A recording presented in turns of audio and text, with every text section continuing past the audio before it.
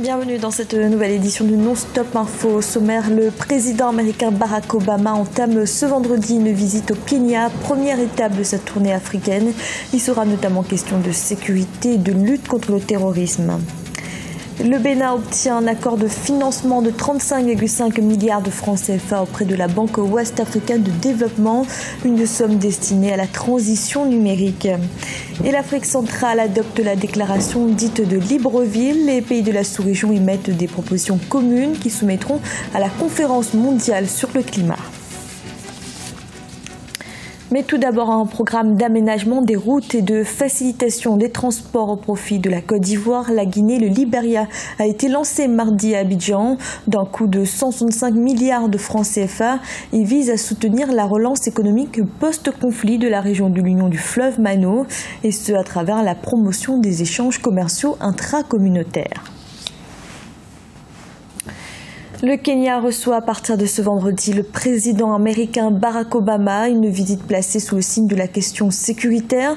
Des critiques de plus en plus importantes sont émises quant à l'efficacité du soutien des États-Unis, notamment en matière d'équipement militaire et de renseignement. Awa Barkala.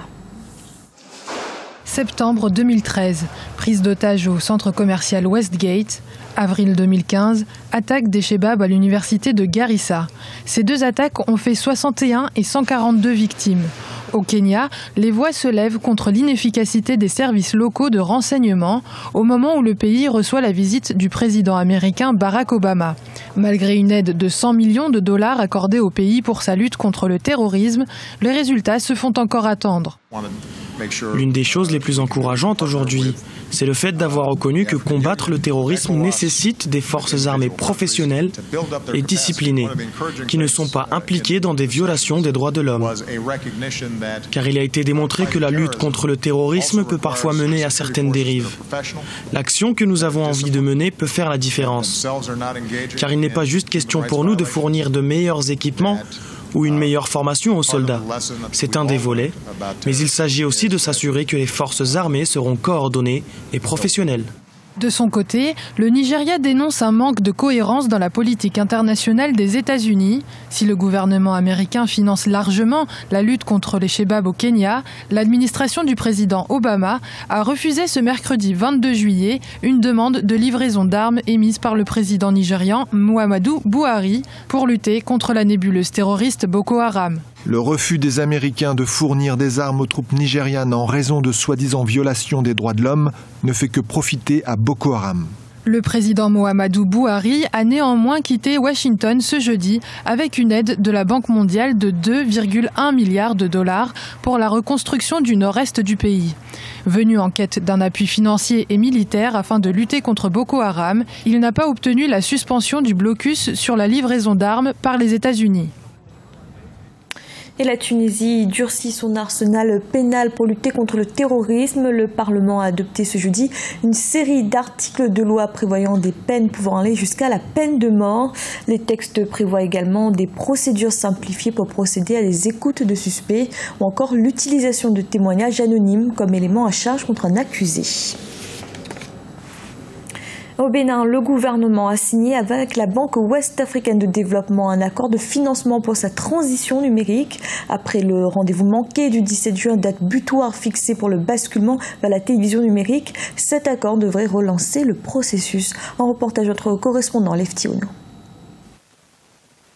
Le gouvernement béninois a reçu deux appuis de la Banque ouest-africaine de développement, BOAD, ce mercredi 22 juillet 2015 à Cotonou, à travers la signature d'un accord de prêt. L'un des deux appuis s'inscrit dans le cadre du financement des investissements liés au passage des télévisions et radios de l'analogique vers le numérique. Signé par le ministre de l'Économie et des Finances, Komi Kouché, et le président de la BOAD, cet accord de prêt va permettre à l'État béninois d'impulser le processus de basculement déjà enclenché. Dans ce contexte, je voudrais saluer les importantes avancées accomplies par le Bénin, notamment le renforcement des capacités, la pose d'infrastructures et l'adoption d'une législation sur la télévision numérique terrestre. En ce qui concerne le volet financement, c'est avec une grande fierté que la BOAD a reçu mandat de l'État du Bénin pour mobiliser un montant de 35,5 milliards de francs CFA. Après la date butoir du 17 juin 2015 fixée par l'UIT, Union internationale des télécommunications, pour le basculement vers la télévision numérique, force est de constater que peu d'États africains ont tenu leur engagement. Des retards importants ont été relevés dans la plupart des pays, retards en grande partie liés au coût de l'opération. C'est cet accord et ce bol des frais financiers qui va nous permettre enfin de déployer le réseau numérique. Et nous sommes certains, avec ce financement obtenu ce matin, qu'il n'y aura pas de doute. Le Bénin sera, dans cette opération-là, sera certainement quelque peu dans la locomotive en ce qui concerne l'UEMOA. Avec la résolution de la question de financement, le Bénin va certainement sortir de l'impasse dans laquelle le processus de la migration vers le numérique se retrouvait. Les filières béninoises de la BOA, Ecobank, Atlantic Bank, BGFI sont les 4 institutions bancaires qui ont été associées à l'opération de levée de fonds réalisée par l'entremise de la BOAD. Rappelons que le prochain délai fixé par les pays de l'UEMOA pour effectuer le virage au numérique est fixé au mois de décembre 2015.